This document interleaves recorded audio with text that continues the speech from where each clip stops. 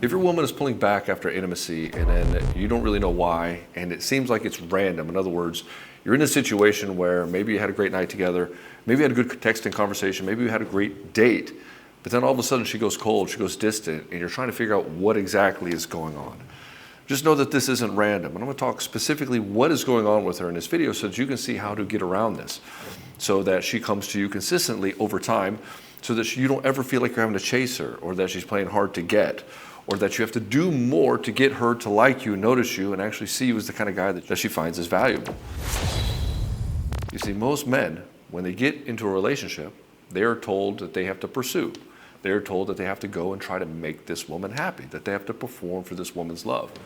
This is what ends up happening is he may perform for her, and she may like what's happening. Maybe the conversation is going well, and then she starts to move closer. They used to have one good date, maybe she stays the night. Maybe they have 2 or 3 good dates, then she stays the night.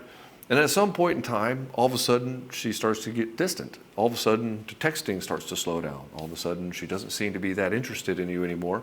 And most guys fall into this trap of, well, I got to do more, or she'll forget about me. And that's the fear that the guy will have. Is like, oh, shoot, she's losing interest. What do I do? And so what ends up happening is this is an emotional backlash that she's having being with you. In other words, maybe she went too far with you too fast. Maybe she's reconsidering if you're a good partner for her. Maybe she's reconsidering if maybe it was a bad decision to sleep with you. Or maybe you demonstrated in some form or fashion you're just not a good fit. She's like, nah, I'm going to pass, go on to the next guy. And so what ends up happening is she has an emotional reaction, or she does something, and then you follow this movement, and you chase after her more.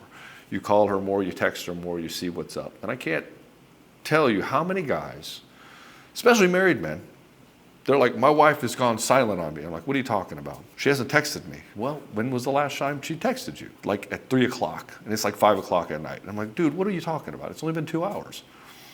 It's like, that's not somebody who's not in communication with you. That's somebody who's just busy doing their own shit. And so when the guy doesn't get the immediate response, he thinks she's pulling away. And so what does he do? He pulls on her even more. Make no mistake, she can feel this energy of him pulling on her. And whenever somebody pulling on you in such a way where you have the sense of, I need to make this person feel better about themselves, they keep pulling on you with this needy energy, it doesn't make you want to get closer to them. It makes you repulsed. And so when a woman sees this kind of behavior from you, and she sees on her phone, she's like, oh, here he is again. And she's like, oh, now I have to make him feel better. Now I'm going to have to text him back, or he's going to get upset, or he's going to get angry.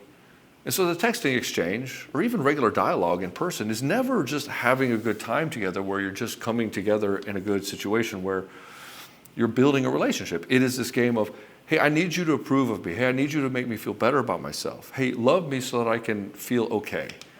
And then the more that you do this, the more she's having to react to this.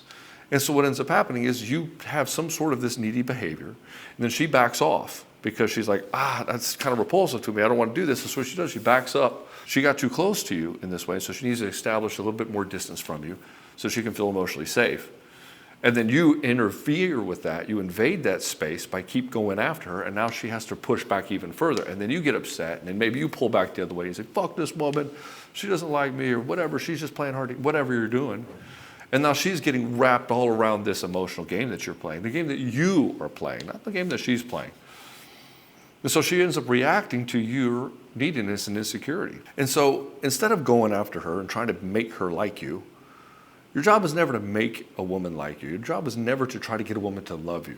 Your job is to go and have a connection with her. Just connect with her. See how she's doing. What's going on? How are you? And be able to deal with your own inner insecurities where just because she's doing something doesn't necessarily mean it's about you. A lot of things happen in somebody's life, and just because they're happening doesn't mean you're at fault. Just because she's upset doesn't mean you're the cause of it. Just because she's angry or frustrated doesn't mean you have to be the solution to it. And when she does this, and she gets upset or angry or whatever it happens to be, and you come in there and play the white knight and try to save her from her emotional state, what you are doing is you are subtly and subconsciously programming the relationship to be, whenever you're upset, it's my fault.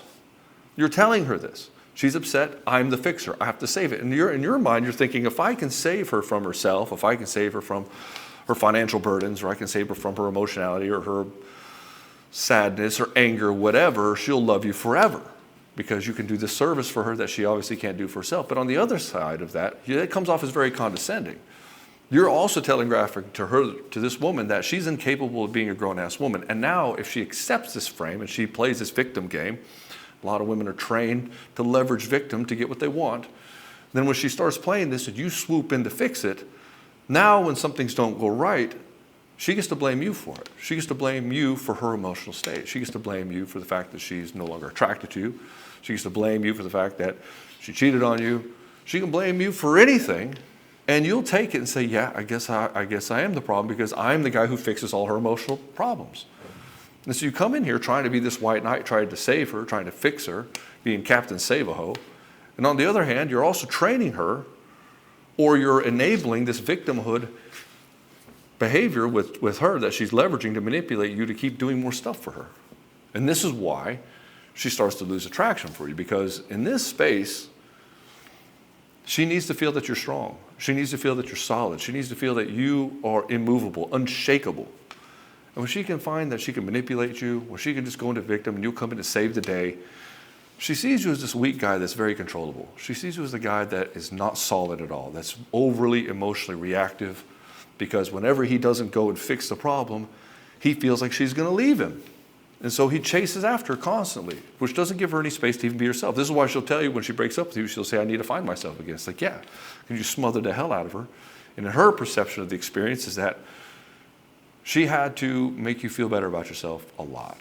And in that kind of place, you do lose yourself. If you've ever been in that space, that's what it feels like. It feels like you lost yourself. And so what she'll do is she'll start backing off. Maybe she'll start being horrible to you. Maybe she'll be a tyrant to you, trying to get you to break up with her because she knows that her breaking up with you would just completely destroy you. And so she knows you can't handle that.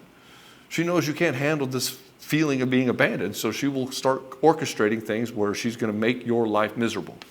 Belittle you, shame you, guilt you, tell you you're not enough. And hopefully, if she's mean enough to you, you'll break up with her. And then, hey, you know what? The problem solves itself. She doesn't have to break up with you. She doesn't have to destroy your world.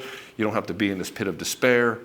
And you get to move on with your life thinking it was your choice and you got to do the great thing of like, oh, God, I got out of this.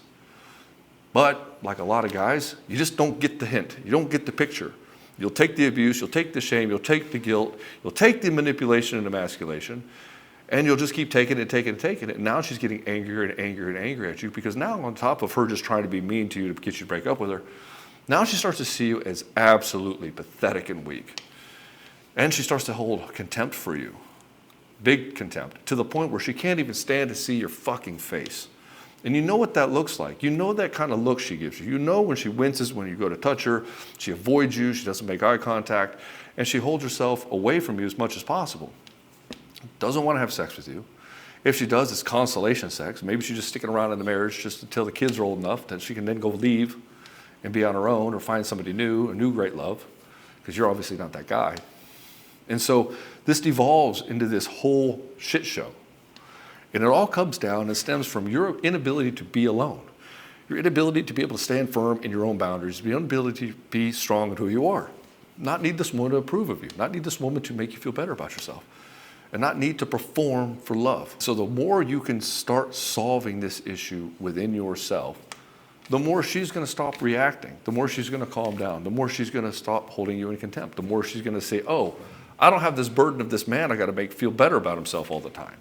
I don't have to do this. And now it takes this pressure off of her. If there's pressure in a relationship, love cannot exist. And this goes beyond the game of attraction.